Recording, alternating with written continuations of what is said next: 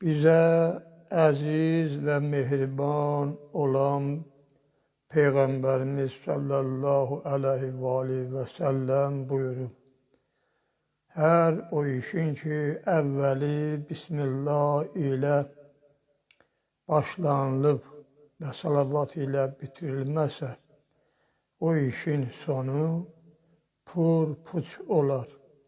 Ona görə də mən söhbətimə Bismillah ilə başlayıram. Əuzu billahi minəşşeytanirracim. Bismillahirrahmanirrahim və bihi nəstəğin. Allahümmə salli ala Muhammedin və ali Muhammed. Bildiyiniz kimi bu ayı mən söhbət etməmişəm. Odur ki, əvvəldə sizə demək istəyirəm ki, Allah Teala məni dinləyən əziz və hörmətli ata-analarımızın və bacı və qardaşlarımızın bu ayda etdikləri cəmi ibadətlərini Ali Əbaya və Kərbəla şəhidlərinə xatir öz dərgahında ali dərəcədə qəbul olunmuş ibadətlərdən qərar versin. O cümlədən cəmi şiələrimizin və əhl-i sünnə qardaşlarımızın bayramlarını da Allah Teala mübarək eləsin. Allah Teala cəmi şəhidlərimizi qiyamətdə Kərbəla şəhidləri ilə məşhur eləsin. Bugün sizə çox dəyərli bir söhbət etmək istəyirəm. Amma gərək axıra qədər səbirlə dinləyəsiniz ki, bu sözlərdən siz də bəhrəmənd olasınız. Adi sözlərlə vaxtınızı almaq istəmirəm.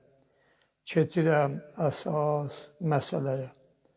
Mən adətən öz-özümə boş vaxtlarımda fikirləşirəm ki, axı bu bəzi insanlar niyə öz xeyirləri ilə şərlərinin nədə olmasını bilmirlər.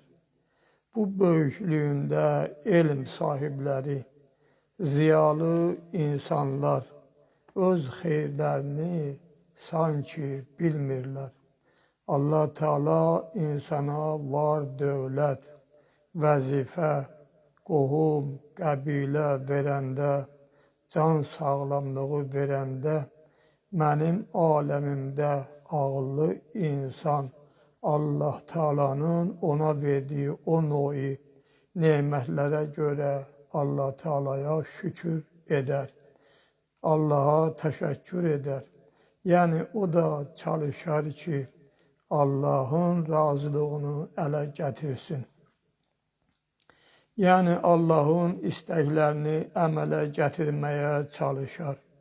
Bir nəfər bugün gətirib sənə bir qurban payı verəndə, biri sənə bir vəzifə verəndə, biri sənə xülasə hansı bir işdəsə kömək edəndə, onu başa düşən insan 5 dəfə, 10 dəfə ona təşəkkür edir və onu heç vaxt yadından çıxartmır.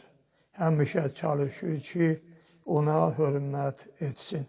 Amma bəzi insanlar var, sanki irəlidə dediyim kimi bir ölkənin rəhbəridir. Öz xeyrinin, şərinin nədə olmasını elə bil anlamırlar. Yaxşı, bu vəzifə sənə verilib. Bu vəzifə ilə çalış, o dünyanı ələ gətir. Yəni Allahı özündən razı salmağa çalış. Öz rəiyyətini yaxşı dolandır. Yoxsa fikirləş ki, gərək mən dünyanın hamısını ələ gətirəm. Mənə bəh-bəh deyələr. Yaxşı, sən bu dünyanı ələ gətirmək üçün bilirsən ki, bu yolda nə qədər insanlar qırılacaq, nə qədər uşaqlar qırılacaq. Bəs bu qırılan insanlar insan deyirlər. Bəs bu bala uşaqlar yaşamaq istəmirlər. Bəs sən bunları bilmirsən ki, heç bir ölkə öz ölkəsini sənə hələ belə verməz. Hansısa ölkəni öz itaətinə gətirmək üçün nə qədər qanlar töküləcək. Bəs bu tökülən qanların cavabını sabah qiyamətdə Allaha necə cavab verəcəksən? Allaha nə deyəcəksən? Bizim əziz Peyğəmbərimiz sallallahu aleyhi və səlləm buyurub, əgər bir insan digər bir insanı qətlə yetirsə, yəni bir dənə hətta insan öldürmüş olsa, hələ bil bütün dünya insanlarını öldürüb.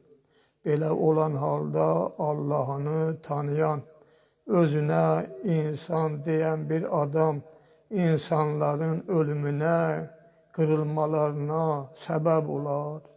Hələ bir baxın bu aləmə görün, bu aləmdə olanların sahibi olmayan bir şey var. Nəyə baxsan onun sahibi var. Deməli, bu aləmlərin də bir sahibi var. Açıq gözlə, açıq qəlblə diqqət edin. Görün, səbəbsiz həyatda bir nəticə ola bilər. Əlbəttə ki, yox. Yəni bir daş buradan götürüb o biri tərəfə qoymasan, o daş 1000 illərlə hələ yerində qalacaq. Günəşi də, ayı da, ulduzları da hərəkətə gətirən var. Bu növ sözlər çox demək olaraq. Keçirəm əsas məsələyə.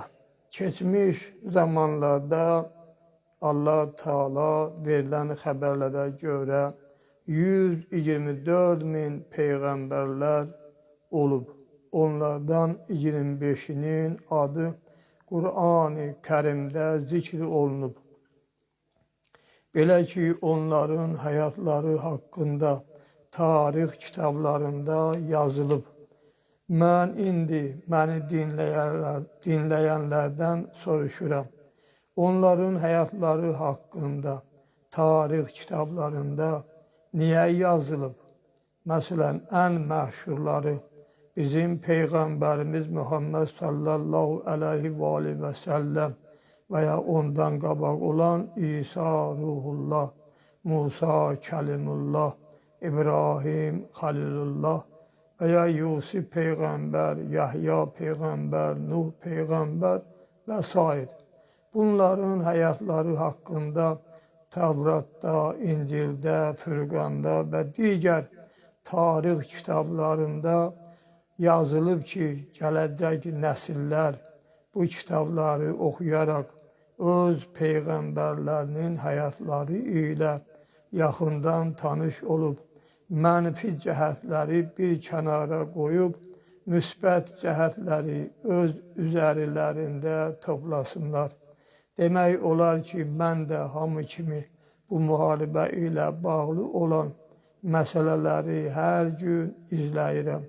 Deməli, təxminən 10-15 ölkənin prezidentləri tələb edirlər ki, bu müharibəni durdurun. İran da deyir, dayanmaq söhbəti yoxdur. İndi bir dənə tarixə baxaq, sonra qayıdaram, bu söhbətin davamını edərəm. Görək, İran düz edir və ya səhv edir. Yahya İbn Zəkəriyanın dövründə şəhvətpərəst bir padişah var idi. Bir gün o zinakar bir qadınla tanış oldu. Həmin qadın qocalana kimi padişahın yanına get-gəl edirdi.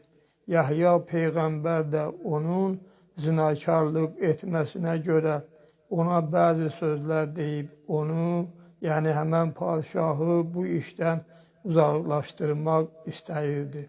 Həmən qadın qocalana kimi get-gəl elədi.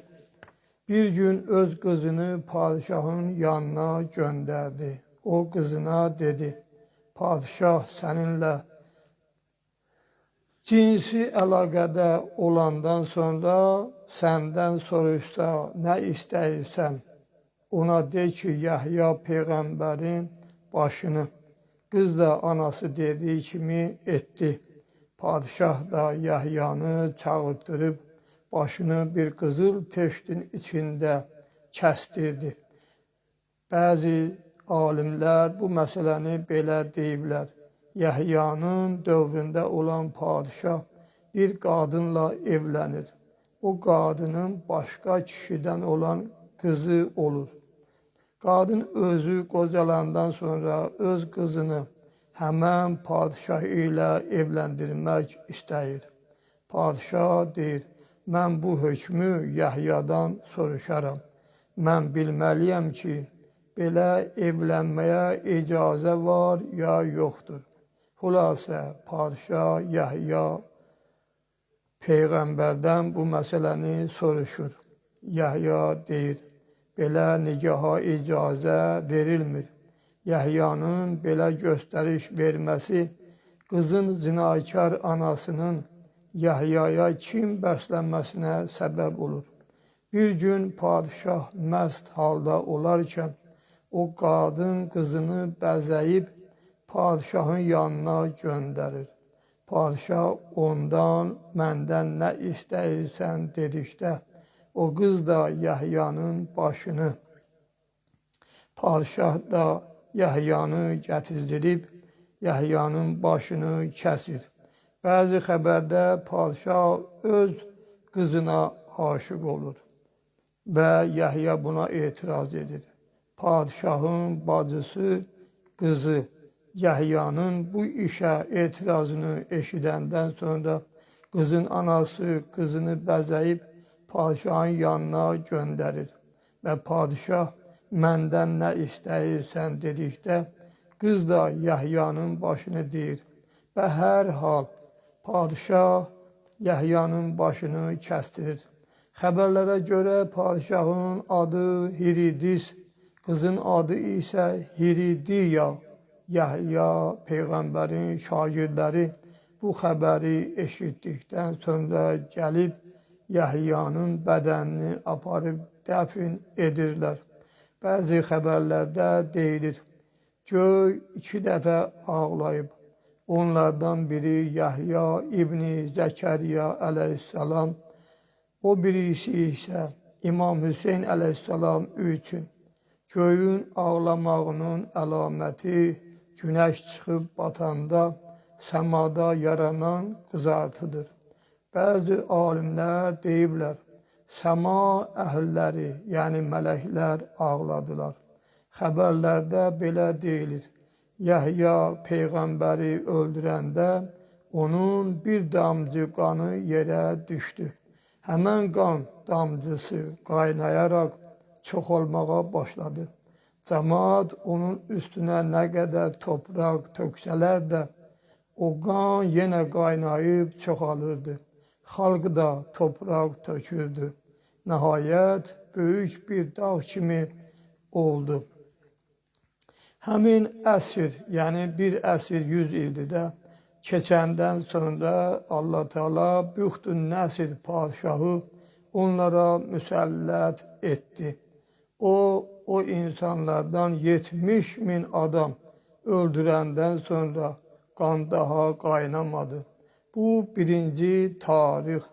İndi sizə ikinci bir tarixi deyib, sonra əsas mətləbə gələcəyəm. Bildiyiniz kimi İmam Hüseyin əleyhissalamı Kərbəlada şəhid etdilər. Belə bir imamı, dəyərli şəxsiyyəti vəhşicəsinə qətlə yetirdiklərinə görə mən qısa deyəcəyəm, İmam buyurduğu kimi ötəri bir müddət təxminən 3 ya 5 il keçdi. Çox çəkmədi ki, şəhər cəmaatından, yəni Kufə cəmaatından təvvabin, yəni tövbə edənlər peşman olub İbn Ziyada qarşı qiyam etdilər və nə qədər insan bu qiyamda tələb oldu. Sonra Muxtarın qiyamı başladı. Nə qədər ölüm, dirimlər, qan tökülmələr baş verdi. Belə ki, Muxtar Kərbalada imamın qətlinə hazır olanların birini sağ buraxmadı. İbn Ziyada qədər hamısını qılıncıdan keçirdi. Necə ki, İmam Hüseyin əleyhissalam demişdi, İlahi, hakimləri heç vaxt bunlardan razı salma. Sonra Həccac İbni Yusif Səqəfi bütün İraqa 20 il hakim oldu. Hicri qəməri tarixi ilə 75-ci ildən ta 95-ci ilə qədər Kufəliləri o qədər təzyiqə məruz qoydu ki, onların ürəklərində qorxu, vəhşət yaratdı. Onlardan o qədər adam öldürdü ki, o qədər həbs etdi ki, onlara o qədər işgəncə verdi ki, o xalqı elə zillətə, üzü qaralığa, rüsvayçılığa, o qədər tənəzzülə sürüklədi ki, bundan artıq daha bir iş olmaz. İmamın dediyi kimi, ana bacılar məni üzürlü bilib bağışlasınlar. Qadınların o yana atılan əskilərindən də zəlil oldular. Qısa olsun deyə deyirəm, tarixçilərin yazdığına görə. Həccac 20 illik hakimiyyəti dövründə onun əmri ilə qətlə yetirilənlərdən başqa özü 120 min nəfəri öldürdü. Həccac ölən zaman onun həbsxanasında 50 min kişi və 30 min qadın var idi ki, bu qadınlardan 16 mini çılpaq idi. Həccac qadınlarla kişiləri bir həbsxanada saxlayırdı. Onun həbsxanasının tavanı yox idi. Qızmar günəşin istisinin, habelə qışın külək, yağış və soyuğunun altında qalırdılar. Onların yeməkləri arpa unu, kül və duzun qarışığı olurdu. İbn-i Qüteybə Dinvəri yazır.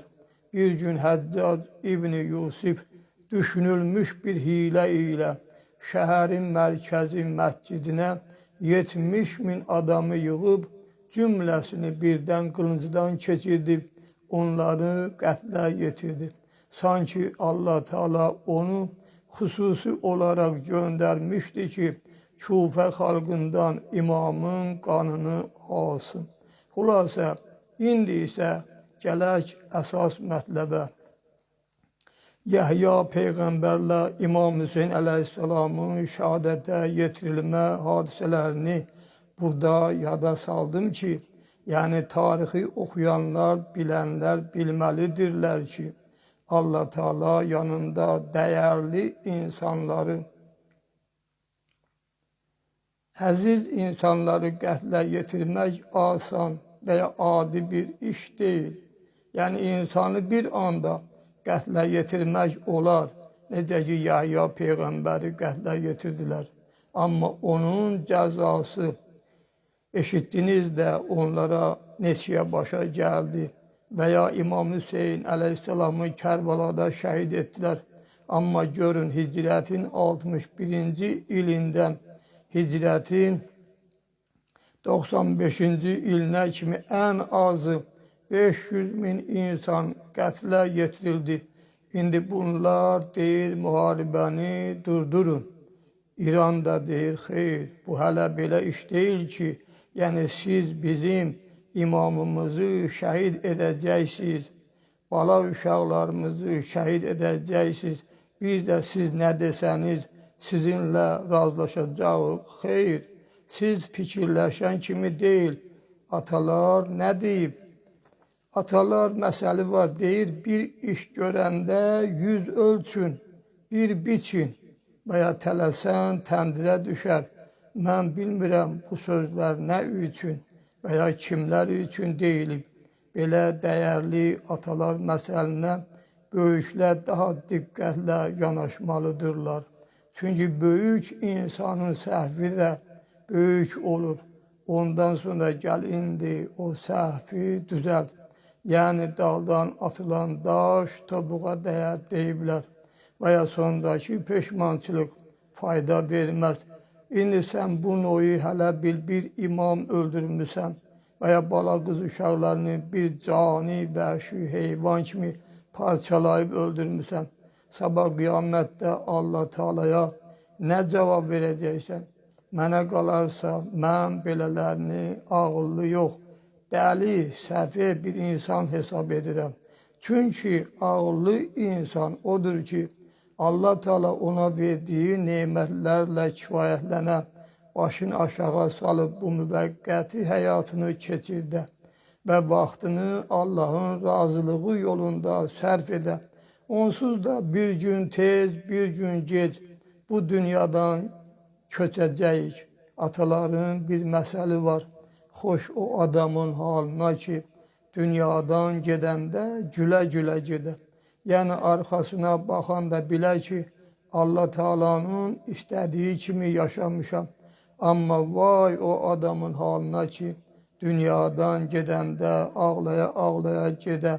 Keçirdiyi vəhşi həyatını yadına sala, ufuldaya deyə öz-özünə ki, mən sabah Allah Teala'ya nə cavab verəcəyəm?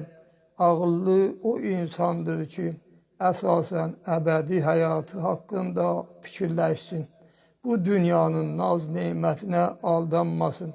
Bizim birinci imamımız Əli Əmirəl-Möminin əleyhissalam buyurub, bilin ki, bu dünyanın şirinliklərinin arxasında bir o qədər və daha çox səni acılıqlar, zəhər kimi həyat gözləyir. Odur ki, bu dünyanın ləzzətlərinə uymaq lazım deyil. Yaxşı, yaman, müvəqqəti dünyadır. Əsas odur ki, öz əbədi həyatımızı bu dünyanın ləzzətlərinə dəyişməyək və o dünyamızı qazanmağa çalışaq. Burada dua edərək sizi Allah Teala'ya tapşırıram. İlahi, bizim qəlblərimizi İslam həqiqətlərini dərk etmək üçün aç.